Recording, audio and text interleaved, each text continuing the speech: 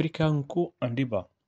Une rencontre autour du livre Africanco a été organisée ce jeudi 7 septembre 2023 à l'Université des sciences sociales de Bamako lors de l'atelier PAPA. Cette rencontre a regroupé un ensemble de chercheurs africains.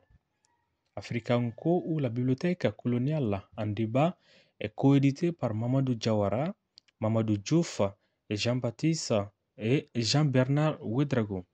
Il s'agit d'un ouvrage collectif qui a été publié en 2022 à la présence africaine. Il est issu d'un congrès organisé en 2013 à Dakar par Point Sud en collaboration avec Codesria. Cette rencontre autour d'Africanco a un double objectif. Elle permettra aux followers de PAPA de découvrir l'USSGB, l'Université de Tangara et de promouvoir les activités de PAPA et du Point Sud. Par la même occasion, les followers pourront élargir leur réseau en établissant des contacts avec des collègues de cette université, mais aussi des autres universités et instituts de recherche maliens qui seront invités. Le deuxième objectif est de discuter de l'ouvrage Africanco à travers une table ronde. Le débat a été animé par cinq intervenants. C'est un livre qui est volumineux, et quand le collègue professeur Tamara a abordé, il faut dire est-ce que tu peux rapidement lire ici une conférence, j'ai dit mais ça c'est presque une obligation, nous c'est notre métier, la recherche. Oui, c'est bien de trouver un aspect particulier sur le groupe, parce que moi je vois les différents éléments sur lesquels c'est intervenu, la notion de présentation, la notion de catégorie. C'est que vous avez une production scientifique à l'échelle internationale qui est beaucoup une production. C'est un honneur pour moi d'être ici et je suis particulièrement content d'être présenté comme un enseignant de l'université de Ghana. C'est vraiment un livre de référence, puisque, comme mes collègues l'ont expliqué, ce livre porte sur la manière dont ce discours est produit. À l'occasion de cette rencontre des Africanco, citons quelques intervenants après la rencontre dans le but de donner plus de détails et d'éclairer la lanterne du public autour de l'événement. Mamadou Diawara. Mais écoutez, c'était une table ronde, une discussion que nous avons eue sur un livre qui s'appelle Africanco et qui porte sur la bibliothèque coloniale. C'est un livre que j'ai co-publié avec mes collègues, le professeur Mamadou Diouf de l'Université de Columbia à New York aux États-Unis et avec mon collègue le professeur Jean-Bernard Ouedraogo qui est directeur de recherche au CNRS à Paris. C'est le résultat d'une conférence que nous avons organisée dans le cadre du programme Point Sud, le centre de recherche sur le savoir local. C'est un programme de conférences internationales que nous avons depuis 2009 et qui se poursuit. Et c'est dans le cadre de cette conférence internationale que nous avons organisé ces assises à Dakar en 2013. En 2013, donc, lorsque nous avons organisé cette conférence consacrée à la bibliothèque coloniale, nous avons donc repris les actes de ce colloque et nous l'avons enrichi avec d'autres débats, avec d'autres collègues et nous avons publié ce livre-là à Présence africaine, qui est une maison d'édition historique qui s'occupe de l'Afrique et qui s'intéresse au continent et qui a été donc publié en 2022 sous ce titre. Voilà. Mais écoutez, c'est un livre que nous avons mis du temps à produire évidemment, et ce qui nous a vraiment fait plaisir dans ce travail, c'est que nous l'avons conduit avec sous le regard bienveillant du professeur du professeur Valentin Yves Mudimbe, qui est à l'origine de ce concept de la bibliothèque coloniale. Nous l'avons mis en œuvre sous le regard bienveillant du professeur Justin Kwalulu-Bwissanswa, qui est certainement le meilleur spécialiste de Valentin Yves Mudimbe, et nous l'avons mis en œuvre sous le regard bienveillant du professeur Elisio Salvador Macamo, qui est l'auteur du livre qui s'appelle Qu'est-ce que l'Afrique? Et ces deux savants sont ceux-là qui ont travaillé systématiquement sur le concept de la bibliothèque coloniale. Donc arriver à produire un ouvrage sous ce titre avec ces trois monuments que j'appelle Mudimbe, que j'appelle Bwissanswa et que j'appelle Macamo était quelque chose de très plaisant. Voilà.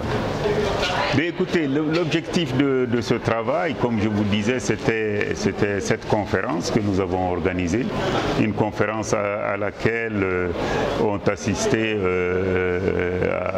une foule nombreuse de chercheurs de haut niveau. C'était à Dakar en 2013, je vous disais, et c'était en collaboration avec le CODESRIA, c'est-à-dire le Conseil de développement de la recherche en sciences sociales en Afrique, et avec la participation également de l'UCAD, de l'Université Cheikh Anta Diop de Dakar. Cela était une chose, et le second élément, c'était en coopération et en étroite coopération avec PONSID, le centre de recherche sur le savoir local, avec les financements de la Deutsche Forschungsgemeinschaft, c'est-à-dire la fondation allemande pour la recherche, et le soutien sans faille de l'université Goethe de Francfort. Donc c'est un certain nombre d'institutions, de personnes qui sont à la base de ce travail. Je me rappelle les efforts colossaux que le professeur, hélas, feu Moussa Sissoko a mis à la réalisation de cette conférence. Hélas, lorsque le bouquin sortait en 2022, il n'était plus de ce monde. Et c'est en hommage à lui que le livre est sorti, et ça lui est dédicacé, ça lui est dédié à sa mémoire. Voilà. Oui, nous avons eu cette conférence était la première, c'est un triptyque.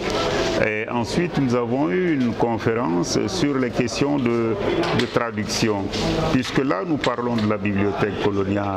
Nous avons critiqué la bibliothèque coloniale. Nous nous sommes préoccupés de l'impact de cette bibliothèque coloniale sur la production du savoir en Afrique. Et ce que nous avons fait après cela, c'est de poser le défi de la production du savoir en Afrique. C'est-à-dire, nous avons vu que cette bibliothèque coloniale est, mais il y a également une bibliothèque, des bibliothèques et des épistémologies alternatives qui sont des bibliothèques endogènes, et bien sûr bibliothèques produites également en interaction avec le monde, évidemment, mais ces bibliothèques-là qui sont des bibliothèques de chez nous, qui sont des savoirs de chez nous, qui sont des connaissances de chez nous, nous avons pensé qu'il va falloir mettre l'accent sur ces connaissances, sur ces savoirs. Et c'est là où nous nous sommes dit qu'il faut consacrer la seconde conférence aux questions de traduction. Et cela a été fait, et le livre qui a été consacré à cela est sorti, je crois en 2020, il est en anglais.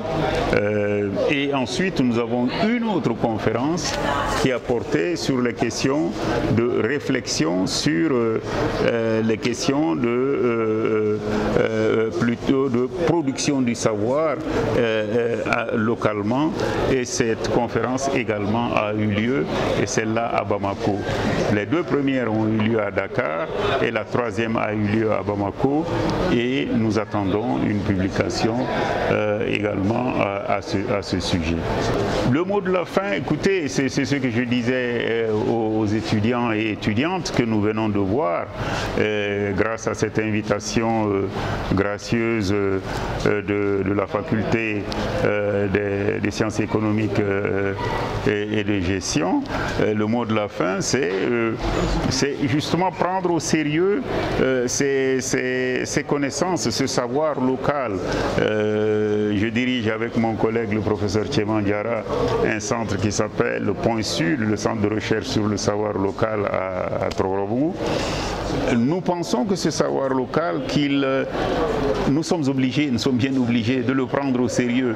Mais pour le prendre au sérieux, il faut déjà travailler, sans relâche, afin de mettre ce savoir en valeur, parce que nous n'avons pas d'alternative.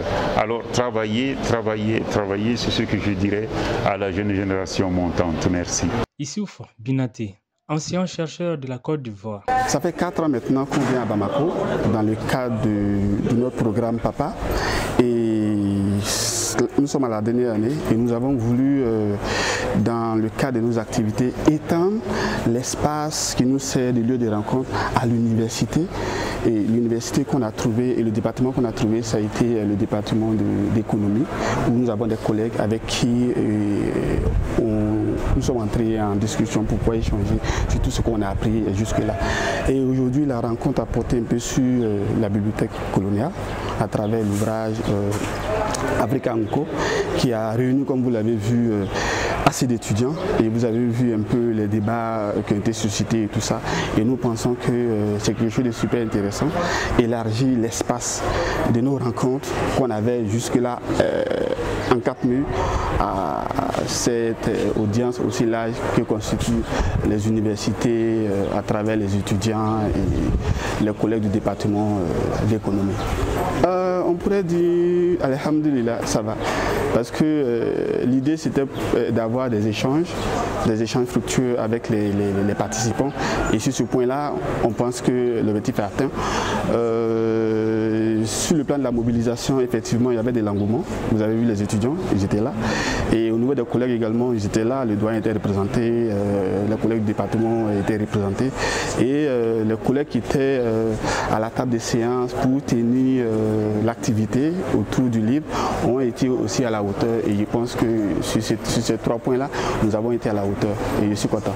Le mot de fin, c'est d'abord remercier l'université de Bamako, notamment la faculté des sciences, son personnel et ses étudiants qui nous ont accueillis dans un beau cadre et qui ont été là du début jusqu'à la fin pour que l'activité puisse se tenir dans le meilleur cadre.